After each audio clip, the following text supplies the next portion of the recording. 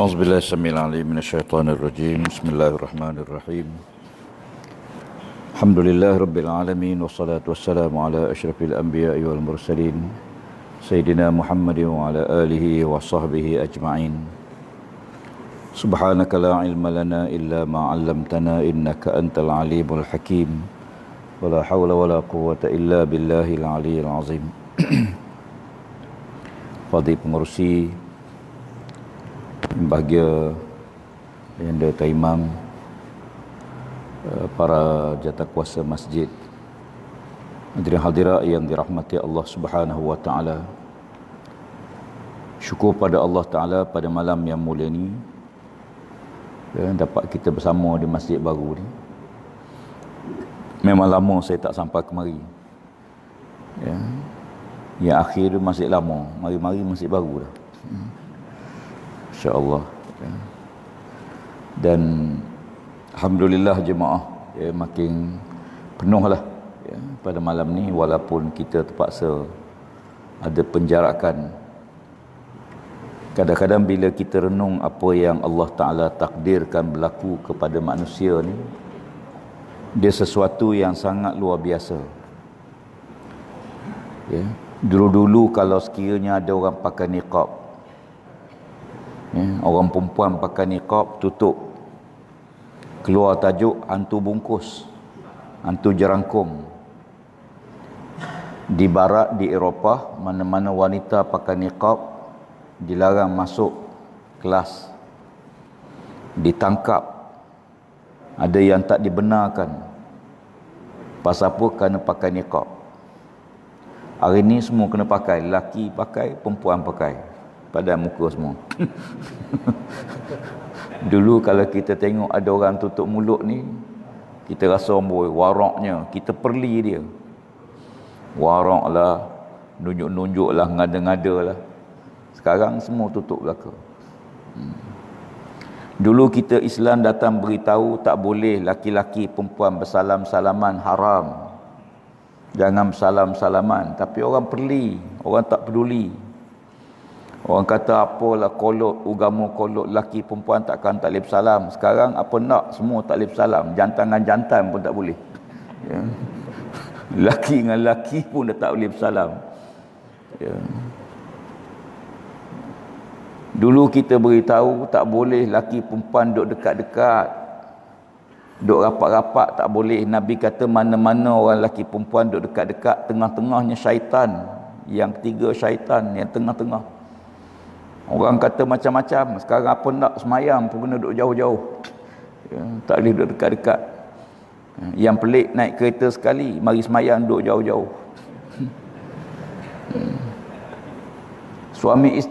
Suami isteri itu tuan-tuan, bergambar kena duduk jauh-jauh, pada ada rumah tu bapak ke dekat.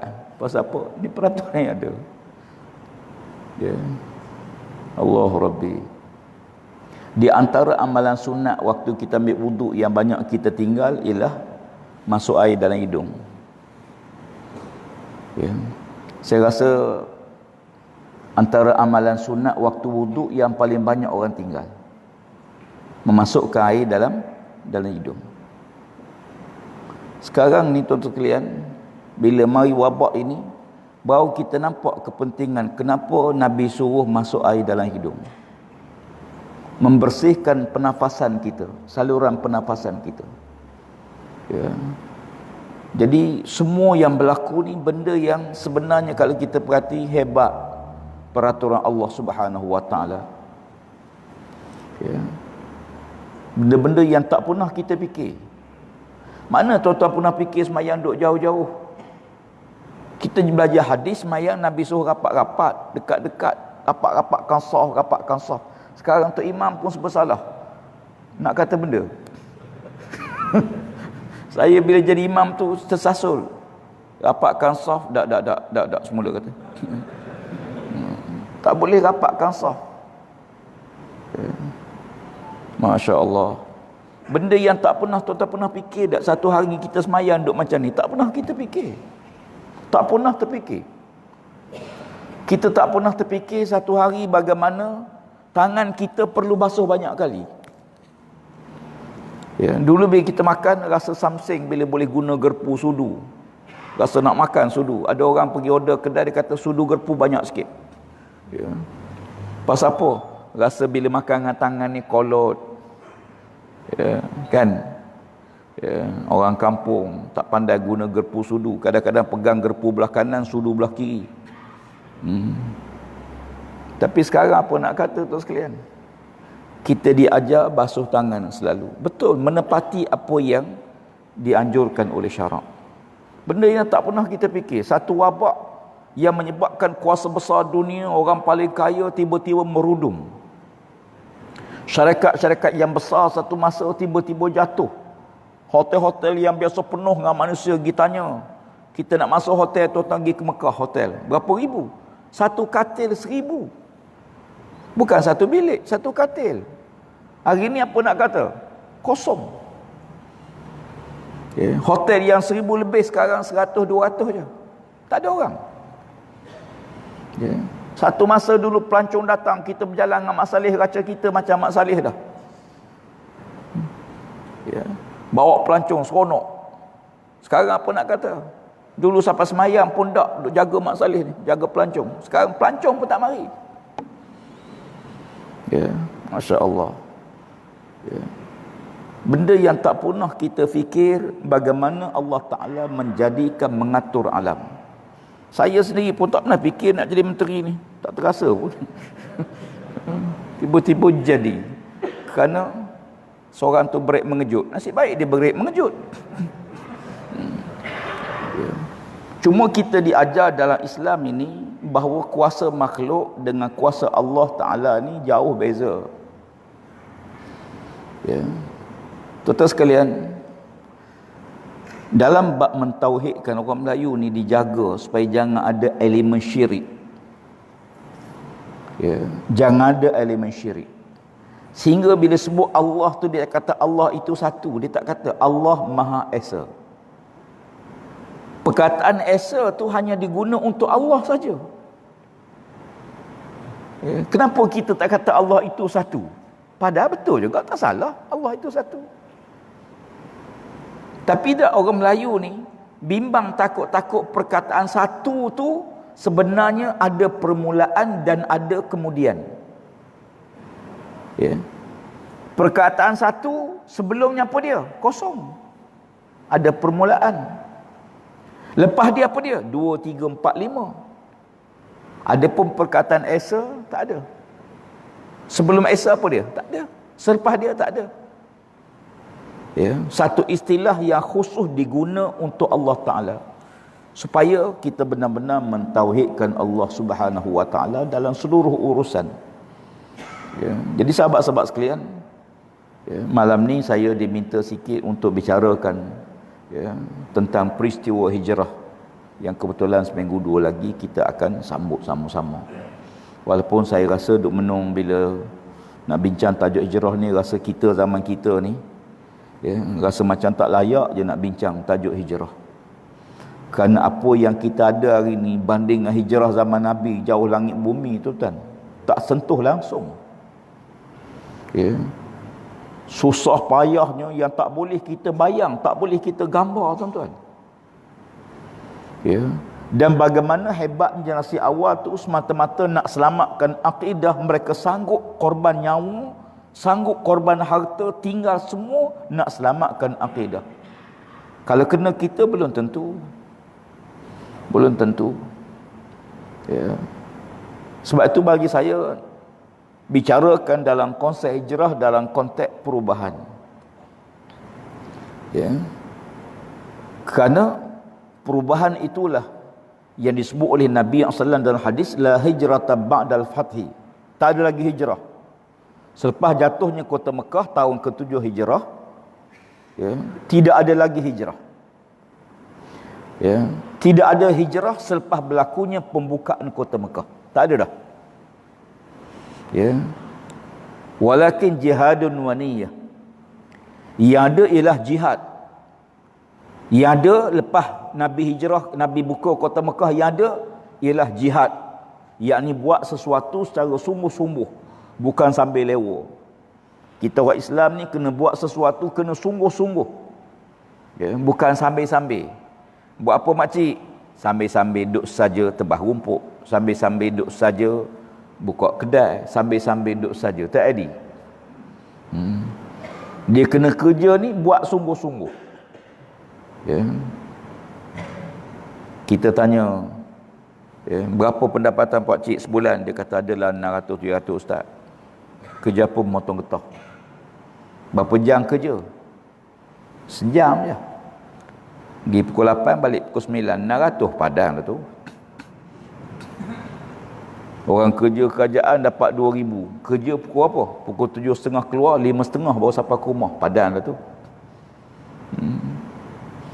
Jihadun. Jihad mana sesuatu yang dibuat sungguh-sungguh. Waniyah, dan niat yang betul, niat yang ikhlas kerana Allah Ta'ala. Saya duk renung benda yang takut lah tuan sekalian. Kita ni insya-Allah semayang tak tinggal. Sejak kita belum balik lagi, kita tak pernah tinggal semayang. Sampailah kita mati, sampai kita tua ni pun tak pernah tinggal semayang. Ya. Kita tak pernah tinggal puasa. Sejak kita sebelum balik lagi kita puasa, sampai sekarang tak pernah tinggal sehari pun puasa. InsyaAllah kita ibadah-ibadah lain kita buat. Cuma yang saya duk takut saya lah, duk rasa bimbang takut ialah sejauh mana amalan kita tu betul dengan niat kerana Allah, betul-betul ikhlas kerana Allah. Takut-takut nanti bila daripada mahsyar buka-buka tengok, buang, tinggal sikit je. Pasal apa sikit ni? Yang lain kerana tak ikhlas, nak tunjuk-tunjuk pada manusia, nak riak pada manusia, nak sombong dengan manusia. Ya, akhirnya buang, tinggal sikit je. Ya, takut-takut jadi gitu, na'udzubillah. Ya, walaupun kita semayang, walaupun kita beramal, walaupun kita berzikir, kita keluar zakat, kadang-kadang mari itu perasaan dalam hati manusia ni. Dia mari perasaan tu. Umpama kita derma. Ya. Derma. Kalau member tanya, berapa awak bagi? Rahsia. Tak boleh beritahu. Sikitlah tu. Sikitlah tu. Kalau banyak tuan-tuan, memang nak beritahu. Tak banyak mana dalam 100 je. Combo. Taklah banyak. 102 gitu je. Nak beritahu juga tuan-tuan. Kalau dia kata tak boleh, tu sikitlah tu. Bila kita beramal, kadang-kadang kita takut niat. Fa izastum firtum famfiru. Nabi SAW sebut, bila kamu berazam nak buat benda tu baik, tidak bercanggah dengan syarak, elok, maka buat segera. Ya, sebab benda ni kadang-kadang bila kita mikir balik tak jadi.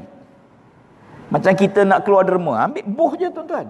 Kalau pegang mikir anak sekolah, baju sekolah, pakai TAD lah tuan-tuan. Ya. Sebab tu sama juga kalau kita berniaga. Kita berniaga, kita kempen kawan tu. Ya. Kalau dia tak bagi waktu tu, pakai TAD lah tuan-tuan. Ya. Kena waktu tu terus. Sama juga kita tengok para sahabat Nabi. Ni model lah. Kita ambil peristiwa ni bukan apa sebab nak banding kita dengan dia tu jauh langit bumi. Sekurang-kurangnya kita dalam hidup ni ada model, ada orang yang kita rasa seronok, bangga dengan dia. Ya. Dan setiap zaman tu begitu. Ya, setiap zaman tu begitu. Ada orang yang kita kagum dengan dia dan kita pun nak tiru dia. Kalau boleh bercakap macam dia, berjalan macam dia. Pasal apa? Kerana kita kagum dengan dia, hebat, rasa hebat orang ni. Ya, kalau anak-anak muda yang minat dalam hiburan, ya, dia akan ambil idola dia siapa dia? Artis yang dipuja. Ya. Lagu-lagu dia, kalau boleh nyanyi, kalau boleh nak suara pun macam suara idola dia. Saya ada seorang kawan masa pensyarah dulu. Dia ni minat Hindustan tuan-tuan. Ya. Minat sungguh Hindustan dia. Mereka minat sikit-sikit lah, minat sungguh-sungguh. Masuk dalam kereta dia penuh kaset lagu Hindustan dia.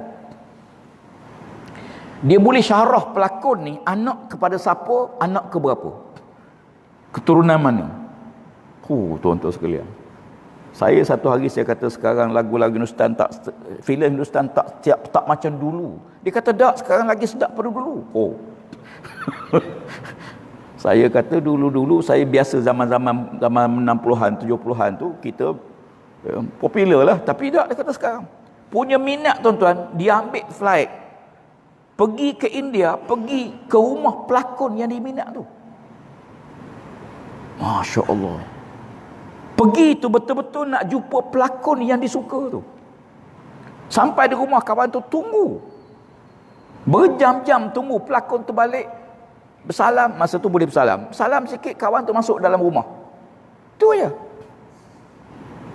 Orang tua-tua kata gila ni ada 99 jenis tuan-tuan. Tu salah satu jenis gila dia.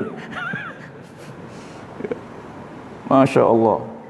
Sebab itu dalam Islam, idola kita siapa dia? Rasulullah sallallahu alaihi wasallam. Laqad kana lakum fi Rasulillahi uswatun hasanah. Liman kana yarjullah wal yawmal akhir wa zakarallaha katsira. Sesungguhnya bagi orang mukmin, laqad kana lakum, sesungguhnya bagi kamu, ya, pada diri Rasulullah SAW itu uswatun hasanah. Uswah, contoh teladan yang baik. Contoh teladan dia yang jahat. Sebab tu Allah kata ada uswatun hasanah.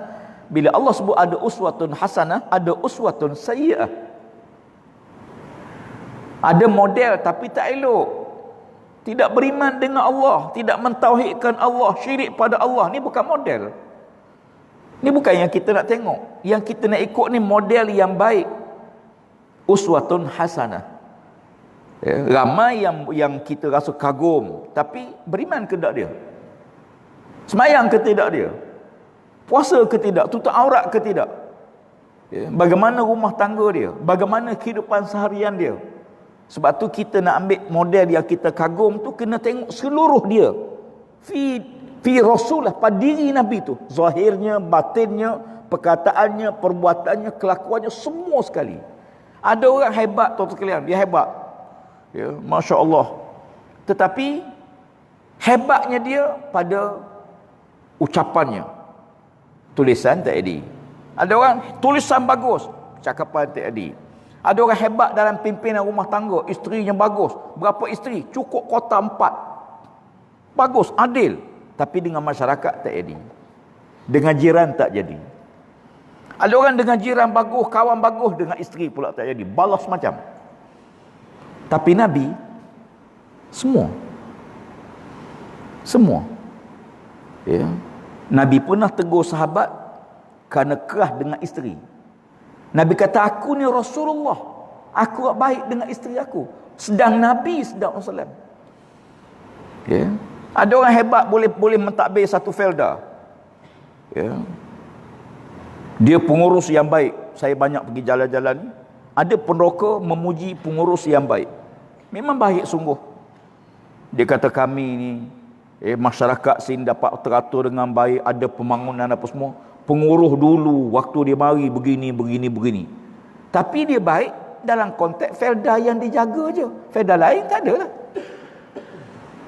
Ada ketua kampung baik dalam kampung dia, kampung lain tak ada. Nabi Muhammad baik seluruh dunia tuan-tuan. Nabi mengubah dunia, bukan mengubah satu kawasan, bukan mengubah satu negeri, bukan mengubah satu daerah. Nabi ubah dunia. Ada orang hebat pemimpin boleh mengubah dunia yang zahir. Tapi Nabi berubah fizikal dan spiritual manusia. Ada orang boleh membangunkan negara yang hebat, tetapi dia gagal membangunkan manusia sebagai hamba Allah Taala. Gagal.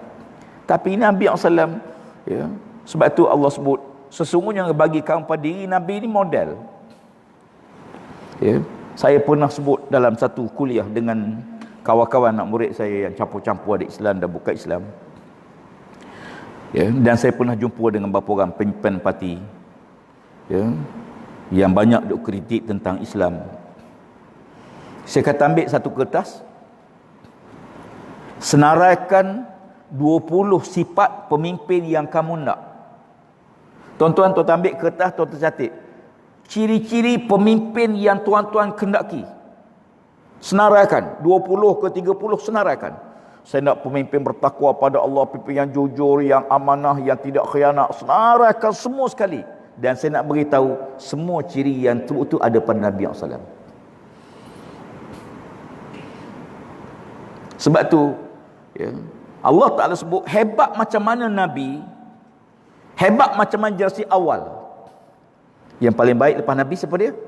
Generasi awal. As-sabiqun al-awwalun minal muhajirin wal ansar. Ya, as-sabiqun al-awwalun, ya, generasi yang awal yang mendahului orang lain. Ya, jadi dua, satu awal masuk Islam. Awal. Ni generasi awal masuk Islam. Ya, tapi dia tidak termasuk orang yang awal hijrah ke Madinah. Tak. Ya, sebab tu dikaitkan as-sabiquna al-awwalun. Ya. Dalam surah Ar-Rahman Allah sebut, ya, dan surah Al-Waqiah, as-sabiqun as-sabiqun ulaika humul muqarrabun fi jannatin na'im. As-sabiqun as-sabiqun, orang yang berebut-rebut berlomba. Kita ni tak buat baik tapi kita tak berebut, tuan-tuan. Tak berebut.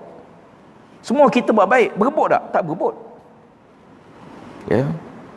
Benda yang tuan-tuan kena berebut semayang ni, rebut saf pertama. Tuan-tuan kena berebut dapatkan saf pertama. Nabi kata, kalau kamu tahu apa yang ada pada saf pertama, nescaya kamu akan berebut untuk mendapatkannya dan kamu sanggup cabut undi untuk dapat saf pertama. Kalau kita tahu apa yang ada pada saf pertama, tuan-tuan, Nabi kata, kamu sanggup cabut undi. Tok Imam kata dah balas sangat, kita mengundi. Kita mengundi. Kata makmum, 4 tahun lagi Tok Imam, dak mengundi yang ni, mengundi ni. Kita mengundi dulu. Mengundi apa dia? Mengundi untuk dapat siapa semayang saf pertama. Nabi kata kamu sanggup cabut undi untuk dapat saf pertama. Tapi kita berebut tak? Tak berebut. Tak berebut. Kadang-kadang depan tu kosong. Sila.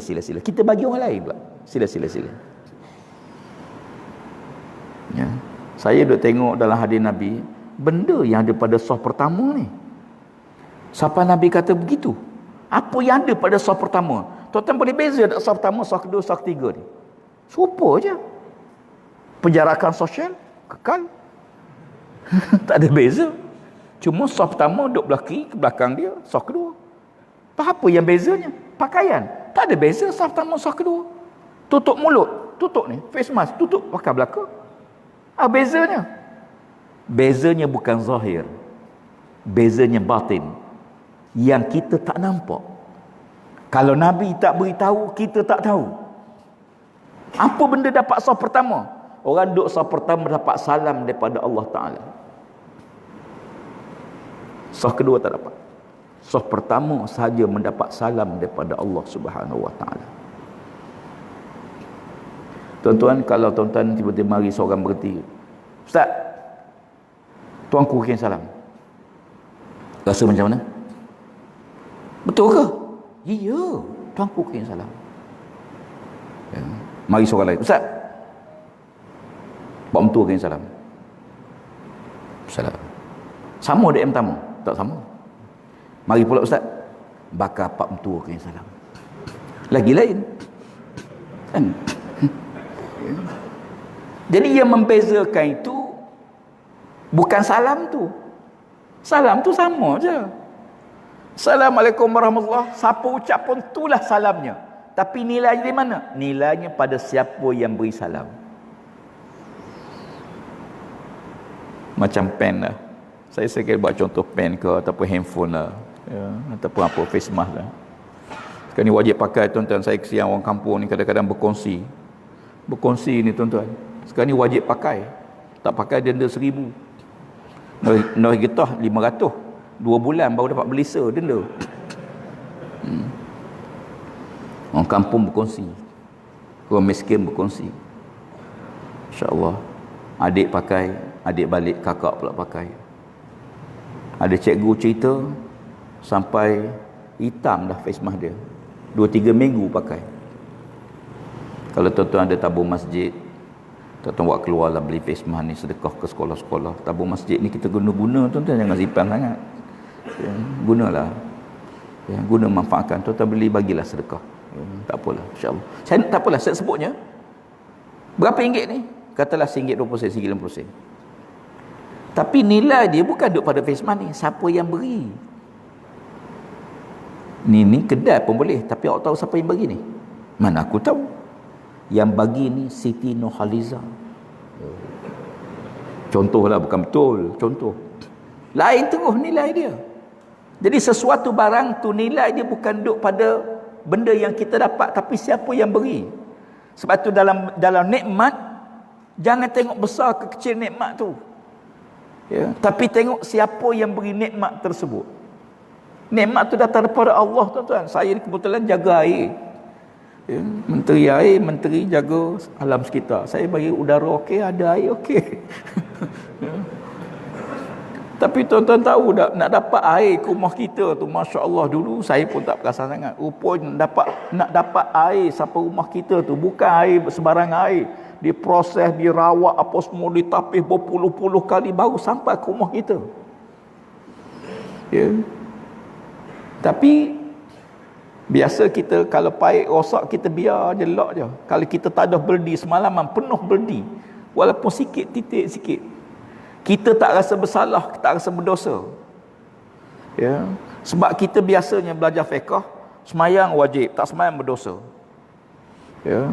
Tapi kita tak rasa berdosa bila kita buang sampah, kita buat kekotoran. Kita boleh pahala semayang puasa. Tanam pokok kita tak rasa dapat pahala. Ya. Sebab tu orang Melayu, sungai dia belakang rumah. Ya. Orang putih sungai dia, negara maju sungai depan rumah. Sebab sungai tu lambang hidup. Waja'alna minal ma'i kulli syai'in hayya, dan dijadikan daripada air itu semua sumber kehidupan.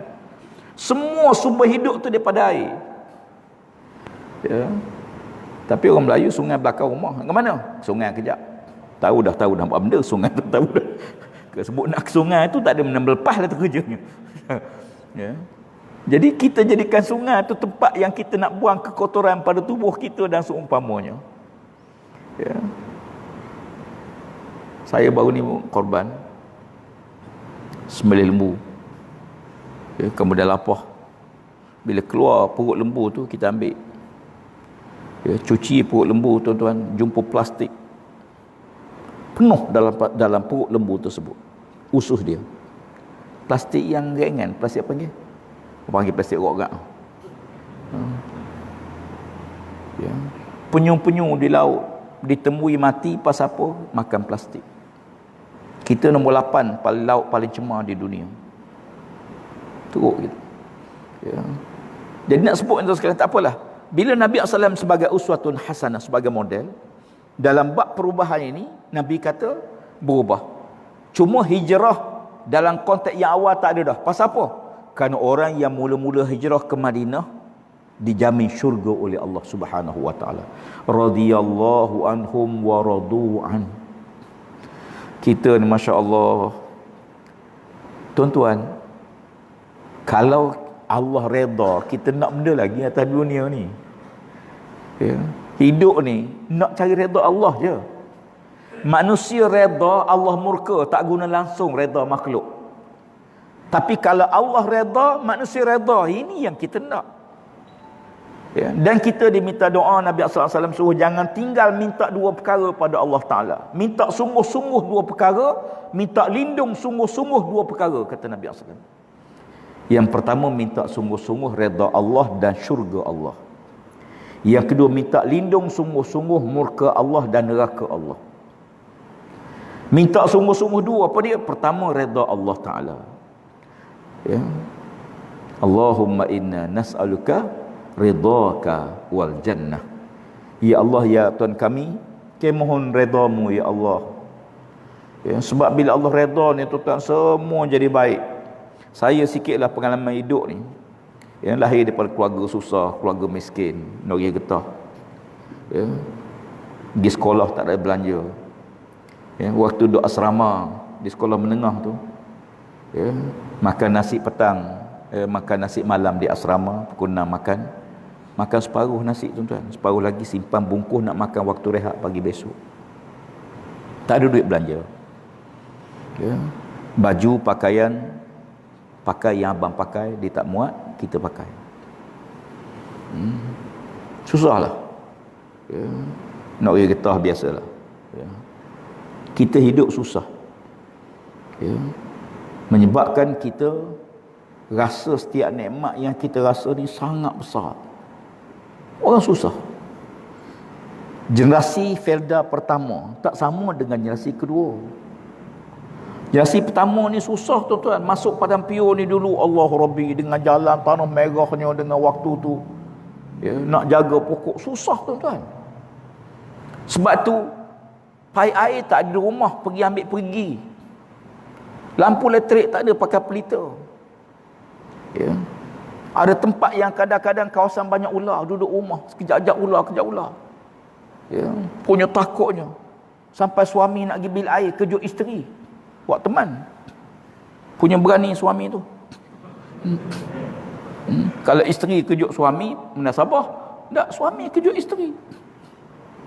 Pasal apa? Telaga jauh. Ya, kejut-kejut isteri tak nak bangun.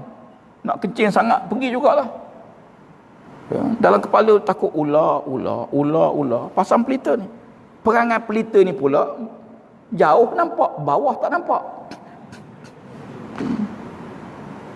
Tiba-tiba terpijak benda kesat sikit, kena patuk terus kaki. Ular pingsan. Bangun isteri, buka lampu semua, pasang pelita, tengok. Pingsan dah suami. Pasal apa? Rasa patuk dia ular. Rupanya pijak sabuk kelapa. Sabuk kelapa tu begitu, ni pijak sini, yang ni naik. Tak ada ular pun. Psikologi. Ya. Sebab tu bila dapat ke, minta maaf, bila dapat generasi kedua, ketiga, sama tak nilai yang pertama? Tak sama. Tak sama. Dapat kanak kerja nak jual ladang je. Bapak punya payah duk jaga ladang, siang malam buat kerja, boleh kanak nak jual ladang. Ada yang pajak ladang. Mari pejabat saya, kecil-kecil anak tu, 5-6 orang. Nangis-nangis. Dia kata, pasal apa ni makcik? Dia kata, suami saya ustaz. Kenapa? Suami saya pajak ladang. Dapat duit di Kuala Lumpur, nikah lain. Pah? Pah ke UMNO begitu? Dah lah saya kata, pah nak macam mana? Lah dia kata, saya ni ustaz, suami saya lepas kahwin lain, mati di Kuala Lumpur ustaz. Suami tu mati. Isteri ni nak pergi ke ladang suami pajak. Tanya tukang pajak, berapa lama suami saya pajak? Tak boleh beritahu. Isteri tak tahu berapa lama suami dia pajak ladang tu. Ni nak tangguh anak kecil ni macam mana ni? Tak ada duit. Pergi tanya tukang pajak tak nak beritahu berapa lama suami dia pajak. Woi, kacau tuan-tuan. Ya, panjang cerita, report polis saya pergi tolong, akhirnya selesai. Ya, kerana tukang pajak pula ladang tu pada orang lain. 2-3 kali pajak tuan-tuan. Insya-Allah kita. Nak azan dulu ke nak? Sama ya. Jadi tuan sekalian, tak apalah nak sebutnya. Lepas Nabi siapa? Generasi pertama. Nabi sebut dalam hadis, khairul quruni qarni, summa allazina yalunahum, summa allazina yalunahum, summa yafsul kadzib. Sebaik-baik kurun tu kurunku. 100 tahun pertama. Kemudian kurun berikutnya, kurun kedua. Kemudian kurun berikutnya, kurun ketiga. 300 tahun pertama. Ini sebaik-baik kurun. Ya. Dipanggil golongan salaf. Generasi yang dipuji oleh Nabi sendiri. Ya. Sebab tu hebat. Kita walaupun kita rasa canggih macam mana sekarang, terlalu canggih dah. Buka Quran kata, qul siru fil ard fanzuru kaifa kana aqibatul mukazzibin kanu ashadda minhum quwwah. Mereka ni sebelum kita ni punya hebat, punya kekuatan lebih daripada apa yang kita ada. Contoh piramid lah. Kita sampai sekarang orang jadi bingung. Piramid ni bina macam mana? Macam mana dia susun batu. Tepat pula garisan dia. Sampai sekarang tuan-tuan. Ya. Bahkan hidup kita pun begitu. Yang lama-lama ni hebat-hebat walaupun lawa taklah. Macam motor Honda Cup lah. Tak, motor Honda Cup C70 tu. Ya. Oi, gear 2 mencanak naik bukit. 2 guni getah buku belakang. Selambur je. Ya. Gear 2 je, bukan gear 1. Lawa tak adalah, tapi kuat ada. Kereta sekarang lawa cantik, kekuatan tak ada. Langgar biri pecah bumper. Biri tak mati pun senyum je biri tu. Ya. Lawa boleh harap, tenaga tak ada. Orang pun sama, 30 tahun 20 tahun tongkat alim dah.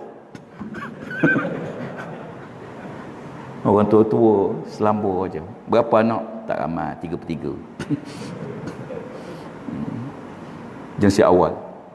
Sebab itu kalau kita lihat dalam beberapa kan, ya, yang kena jaga 2 perkara. Pertama, amalan zahir semoga Allah Ta'ala terima kita buat. Ya. Sebab tu proses hijrah ni tak putar lebih. Daripada baik ke lebih baik. Lebih baik. Lebih ni tak pernah ada shilling. Lebih baik, lebih ni tak pernah ada shilling. Ya. Sebab tu Allah kata allazi khalaqal mauta wal hayata liyabluwakum ayyukum ahsanu amala. Allah jadikan kematian, Allah jadikan kehidupan untuk menguji siapakah di kalangan kamu yang paling baik amalan, bukan yang paling banyak amalan. Ayyukum ahsan, bukan ayyukum aksar. Siapakah yang paling baik amalan, bukan siapa yang paling banyak amalan. Kita ni duk tengok yang banyak. Dia kalau tasbih putus tali tasbih tu. Ya. Kita tengok banyak.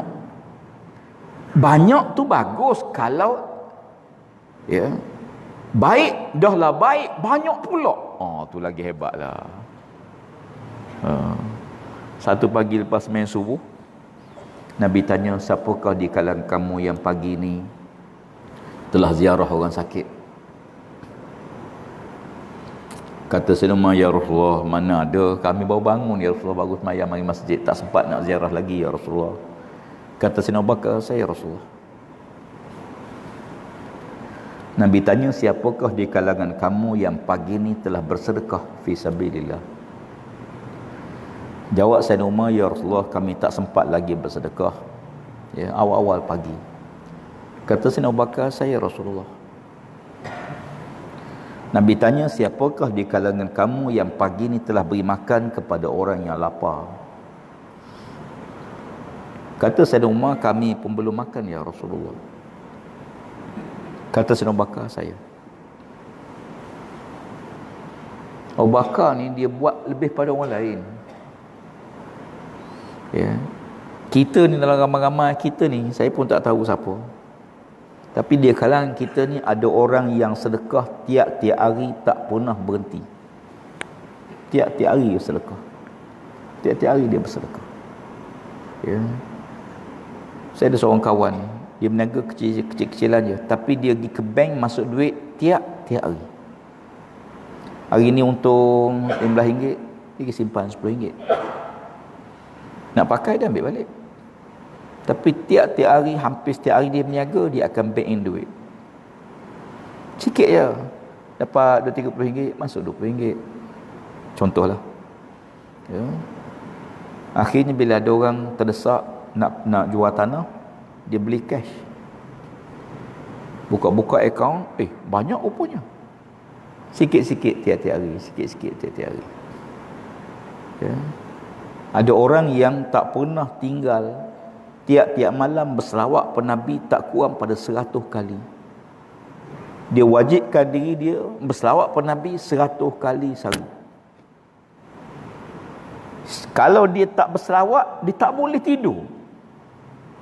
Dia mesti selawat. Selesai dia selawat pada Nabi 100 kali, baru dia boleh tidur malam. Jadi tuan sekalian, ayyukum ahsan, siapa yang paling baik amalan. Maka bila baik, maka dia pada kualiti ibadah. Bukan hanya kuantiti, bukan hanya bilangan, tapi kualiti ibadah. Ya. Sebab itu ada satu hadis yang kita kongsi malam ni. Nabi SAW sebut, la yanqudunna ural islami urwatan.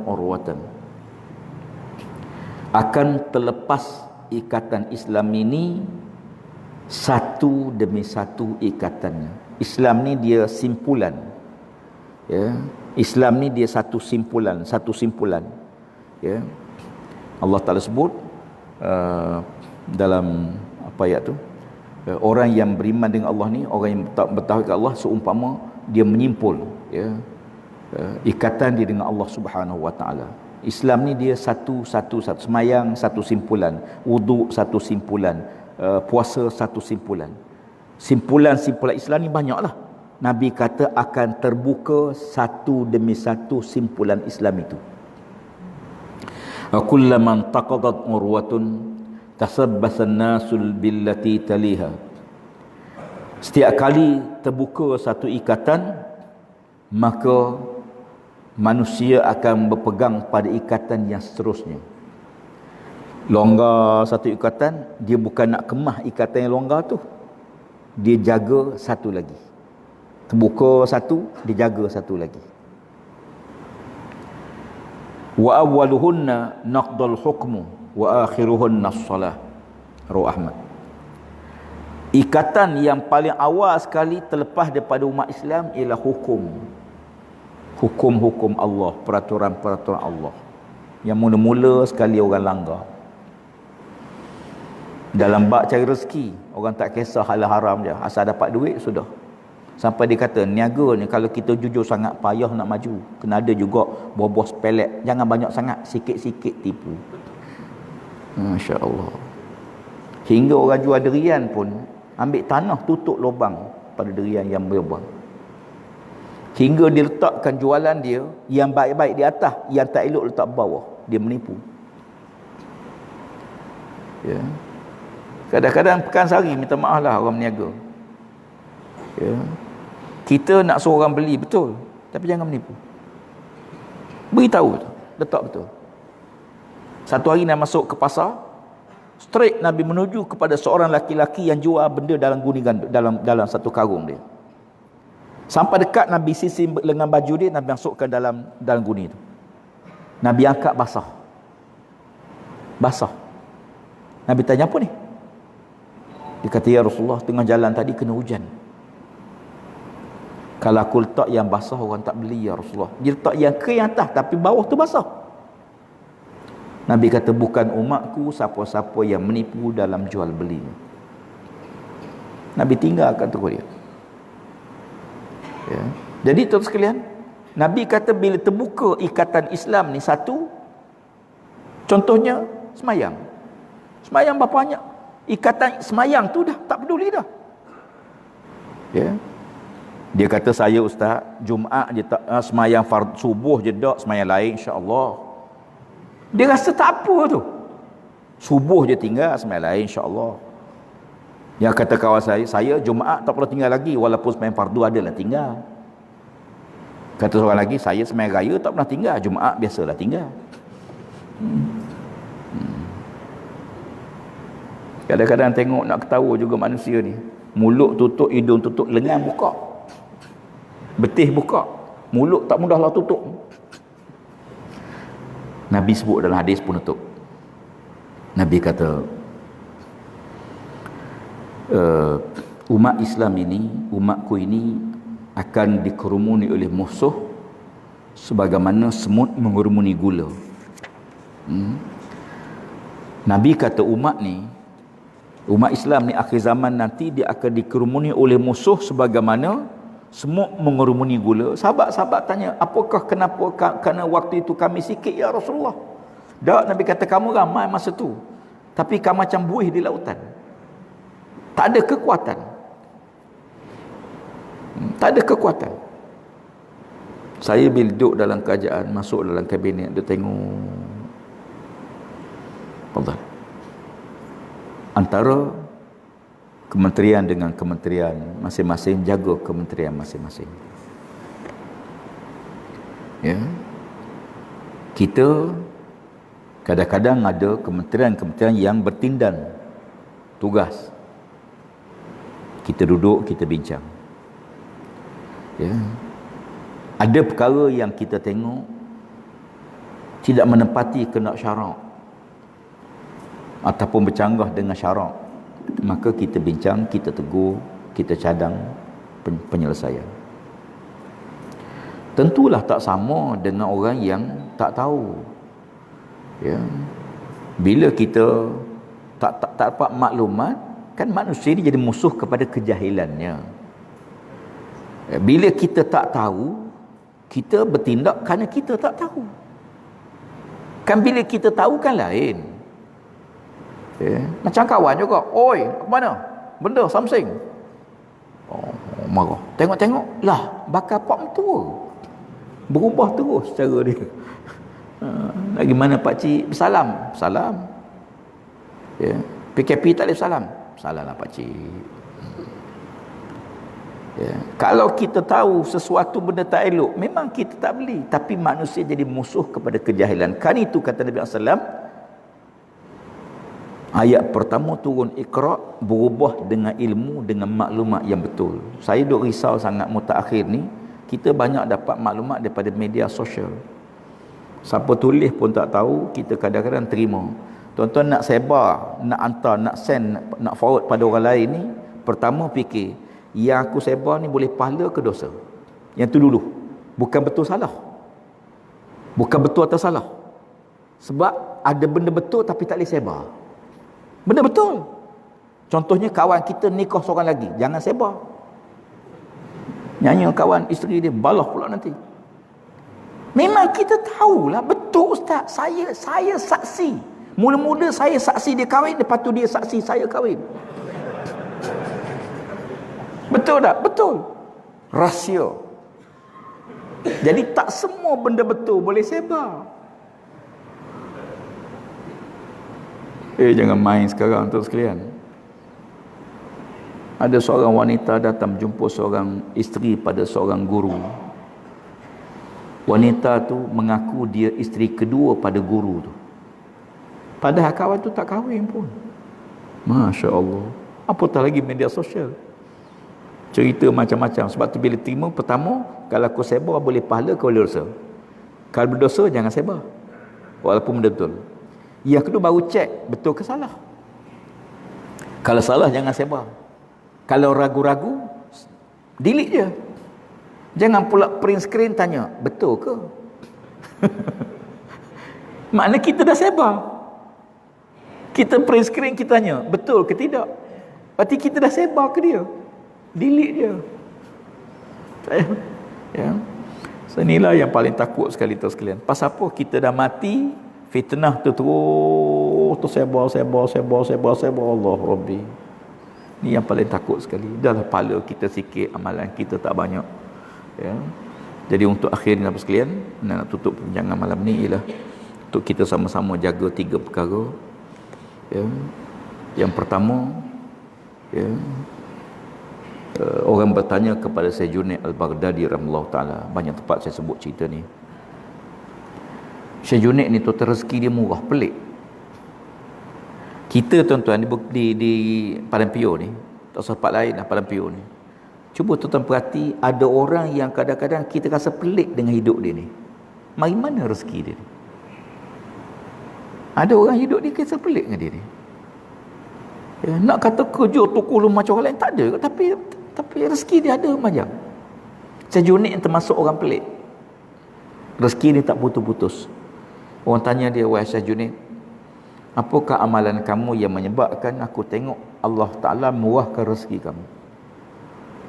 Kata Syekh Junaid Al-Baghdadi, kalau kamu nak Allah murah rezeki kamu, pertama kamu jangan tinggal membaca suratul Waqiah setiap malam.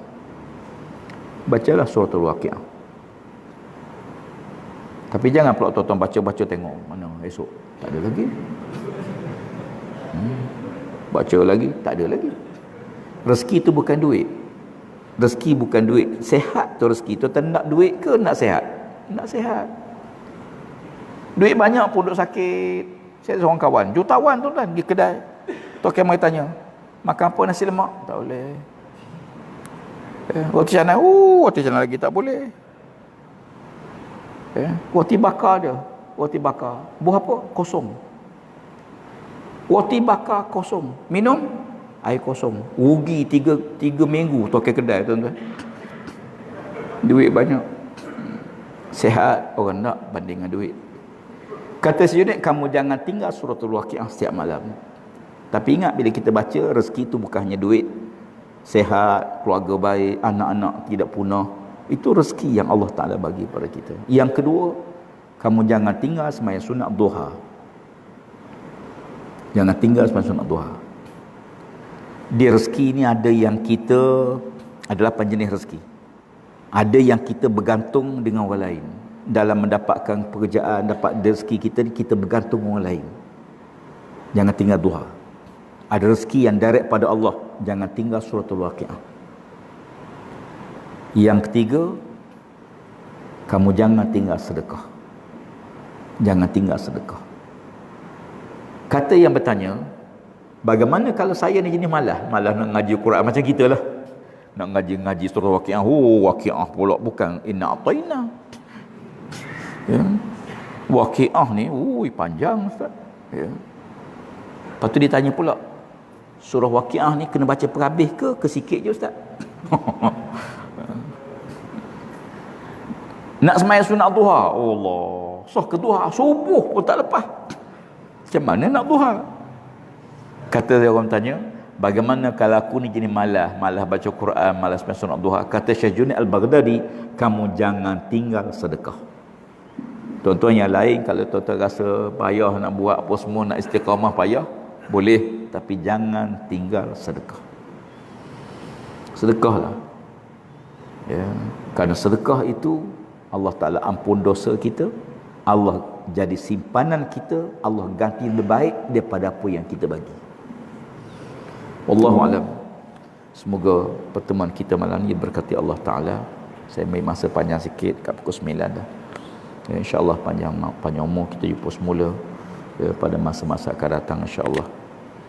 Ya, doa Allah Ta'ala tidak bebankan dengan jawatan yang saya pegang ni di akhirat, dan jawatan ini tidak menyusahkan saya di akhirat ya. Dan insyaAllah ya, mudah-mudahan Allah Ta'ala bantu ya, tanggungjawab ni berat ya, bukan ringan ya, tetapi sesuatu yang berat akan jadi mudah sekiranya Allah Ta'ala membantu kita, memudahkan urusan kita ya. Semoga Allah Ta'ala elak negara kita daripada wabak ini ya, dan semoga negara kita balik normal dan kita boleh hidup sebagaimana sebelum ini ya, insyaallah ya, wallahu alam. Aqul qawli hadza astaghfirullahal azim li wa lakum. Wassalamu alaikum warahmatullahi wabarakatuh.